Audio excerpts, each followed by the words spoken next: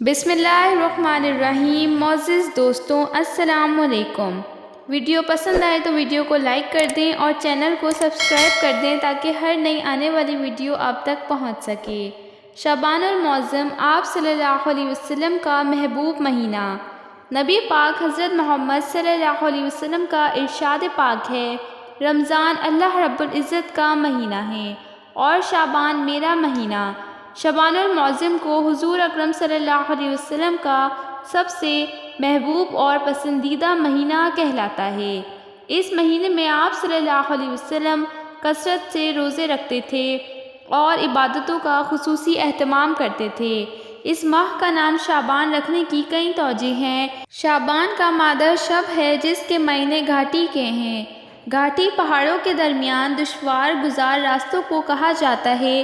اس مہینے کا نام شعبان رکھنے کی ایک توجہ یہ بھی ہو سکتی ہے کہ اس مبارک مہینے میں ہم خیر و برکت کے اعمال کے ذریعے اللہ کا تقرب حاصل کرتے ہیں۔ اس ماہ مبارک کو نبی برحق صلی اللہ علیہ وسلم نے اپنی طرف منسوب کر کے اس حقیقت کا اعلان فرمایا کہ یہ بابرکت مہینہ ہے، اللہ کی عبادت اور اطاعت کا خاص مہینہ ہے۔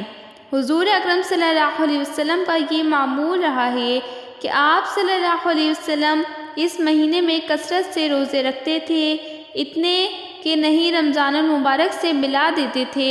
حضرت عائشہ رضی اللہ عنہا بیان فرماتی ہیں کہ میں نے رسول صلی اللہ علیہ وسلم کو شعبان سے زیادہ سوائے رمضان کے کسی اور مہینے میں روزے رکھتے نہیں دیکھا۔ ایک اور روایت میں آیا ہے کہ آپ صلی اللہ علیہ وسلم کے نزدیک روزے رکھنے کے لیے سب سے محبوب مہینہ شعبان کا تھا۔ اس ماہ کی خصوصی حیثیت ہے کہ اس میں ہر شخص کے اعمال رب العالمین کے حضور پیش کیے جاتے ہیں۔ حضور اکرم صلی اللہ علیہ وسلم کے اس مہینے میں روزے رکھنے کی ایک توجہ یہ بھی سمجھی جاتی ہے کہ روزہ خالصتاً اللہ کے لیے ہوتا ہے جس کا اجر بھی وہی عطا کرتا ہے، اور یہ اجر بحالت روزہ 10 سے 70 گنہ تک ہوتا ہے۔ ایک جگہ یہ بھی لکھا ہے کہ رمضان المبارک میں یہ اجر 70 سے 60 گنہ تک بڑھا دیا جاتا ہے۔ یہ اجر و ثواب تو آپ صلی اللہ علیہ وسلم کی امن کے لیے رکھا گیا، نہ کہ آپ صلی اللہ علیہ وسلم کی ذات مبارکہ کے لیے۔ ایک صحابی نے حضور اکرم صلی اللہ علیہ وسلم کی خدمت میں عرض کیا کہ آپ صلی اللہ علیہ وسلم تو انسانیت کے اس درجے پر فائز ہیں جس کا کوئی ہمسر نہیں۔ حضور صلی اللہ علیہ وسلم اتنی عبادت کی مشقت میں کیوں مبتلا ہیں؟ نبی کریم صلی اللہ علیہ وسلم نے ارشاد فرمایا کہ عبادت کر کے میں اللہ کا محبوب بندہ کیوں نہ بن جاؤں۔ ایک مرتبہ رسول اکرم صلی اللہ علیہ وسلم نے ارشاد فرمایا، لوگ اس ماہ مبارک کی عظمت و بزرگی سے غافل ہیں۔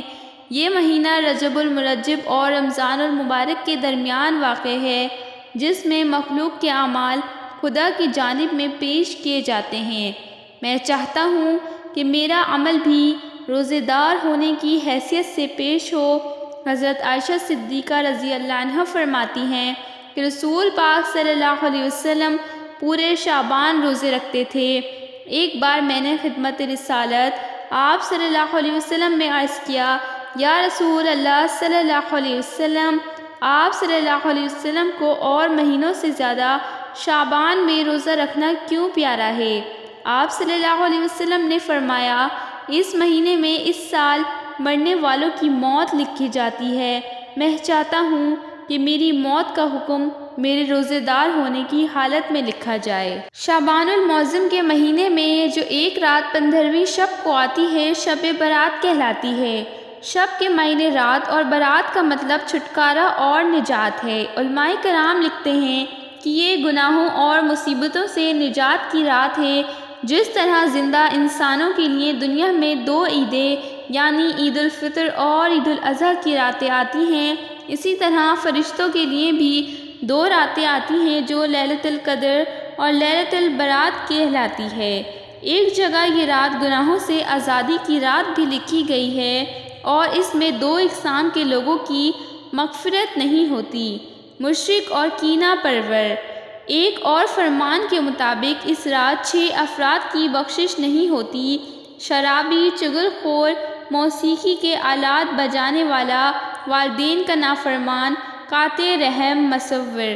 اس رات آئندہ آنے والی لیلۃ البرات تک تمام مرنے والوں کا نام اور حساب کتاب لکھ دیا جاتا ہے۔ اس ماہ مبارک کی ایک اور امتیازی خصوصیت ہے کہ تحویل قبلہ کا حکم اس شعبان کے مہینے میں عین نماز کے دوران ہجرت کے 16 ماہ بعد ہوا تھا۔